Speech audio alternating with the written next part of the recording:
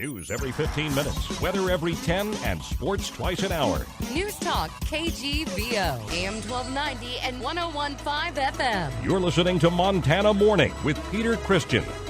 Convicted murderer receives his first of 2 life sentences without the possibility of parole. Good morning, everyone. It's Montana Morning. It's Tuesday, December 6, 2016.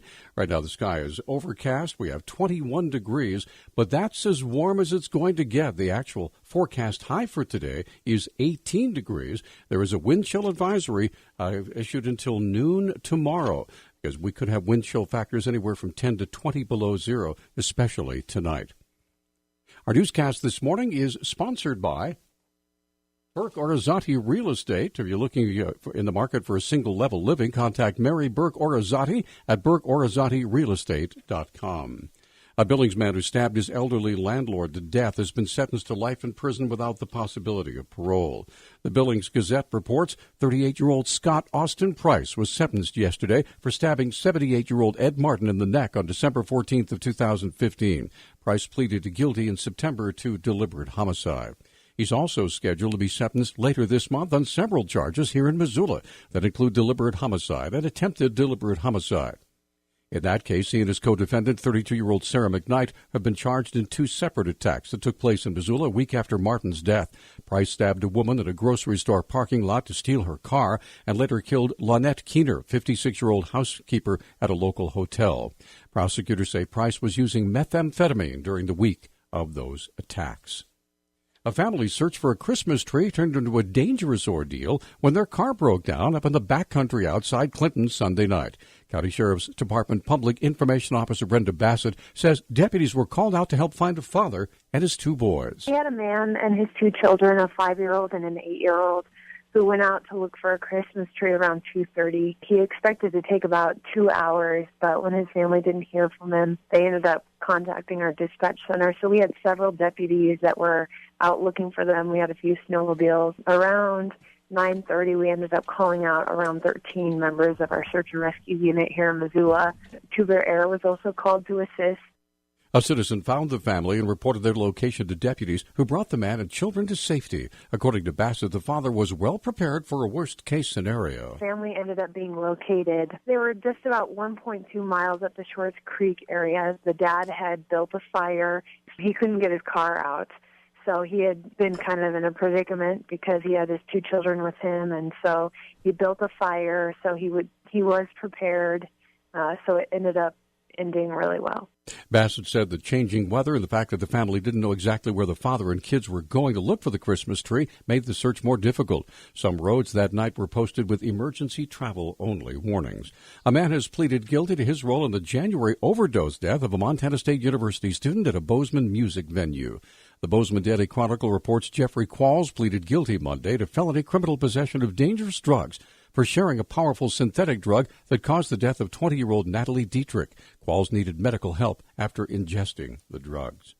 A number of western Montana groups, including businesses, veterans organizations, schools, and the U of M, have teamed up to help combat Montana's high suicide rate. Susan Hay Patrick with the United Way announced the launch of the initiative yesterday. We are unveiling a major suicide prevention initiative called Project Tomorrow, designed to shine a light of hope on issues surrounding mental health and the public health crisis that is suicide in Missoula and in Montana. We are number 1 in the nation for suicide, and the suicide rate in Missoula for the last 2 years has been at a record high. One of the goals of the program is to pool resources and expertise. Basically get everybody on the same page regarding suicide prevention. We knew there was a lot of good work being done in our community on suicide, but nobody was really sitting at the same table on a regular basis, identifying gaps in our suicide prevention work and figuring out how we can mutually support each other and go forward like a coordinated SWAT team rather than like lone firefighters. The initiative it includes a multimedia campaign to help educate the public about suicide, in part by helping to make the National Suicide Prevention Hotline number more widely known. That number is 1-800-273-TALK. 29-year-old Joshua Moody appeared in Missoula Justice Court yesterday on charges of sexual assault after allegedly molesting a minor child. Deputy Missoula County Attorney Amber Henning asked Judge Marie Anderson for Moody's bail to be continued at the amount named on the arrest warrant of $100,000. Henning said Moody has a criminal record in Louisiana. By the defendant's own admission, he has previously pled to molestation in Louisiana as a juvenile and took a deal where he was placed on probation and went to a psychiatrist for 4 years. This is not an isolated incident, and a high bail is warranted for community protection. Judge Anderson set bail at $100,000 and ordered the defendant to have no contact with the alleged victim. A transgender registered sex offender has pleaded not guilty to charges that allege she had a sexual relationship with a 15-year-old girl. The Bozeman Daily Chronicle reports 28-year-old Aaliyah Rose Brown of Manhattan appeared in district court in Bozeman yesterday and pleaded not guilty to sexual intercourse without consent. District Judge Mike Salvanti continued Brown's bail at $100,000. Court records say the girl told investigators she believed the relationship was okay because she had her mother's consent, while Brown reportedly told investigators she knew it was illegal. The age of consent in Montana is 16. Brown was previously known as Albert Brown. Missoula had a small taste of snow Sunday night into Monday, but the National Weather Service says the valley could get a much larger helping coming up Thursday night into Friday. Meteorologist Ryan Leach said the colder temperatures in the Missoula Valley in the middle of the week will stay on the valley floor and could mix with a very moist system heading into the area. It's going to fill up the valleys with a lot of cold air. It's going to be colder than we've seen in quite a long time. We're looking at potential to be down around 0 degrees, definitely in the single digits for lows come Wednesday morning. And then Thursday afternoon and Friday, we've got this next weather system coming in.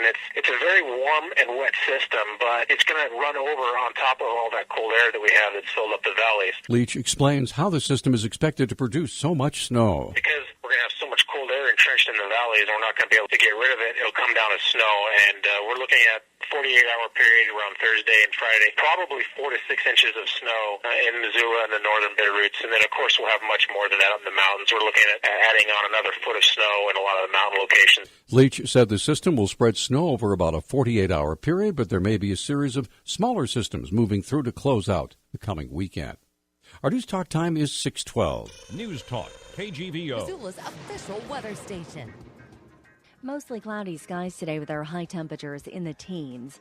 Will quickly drop into the single digits through the afternoon and evening commute. Wind chill values will drop into the teens to even 20 degrees below zero. I'm meteorologist Brooke Foster for KECI 13.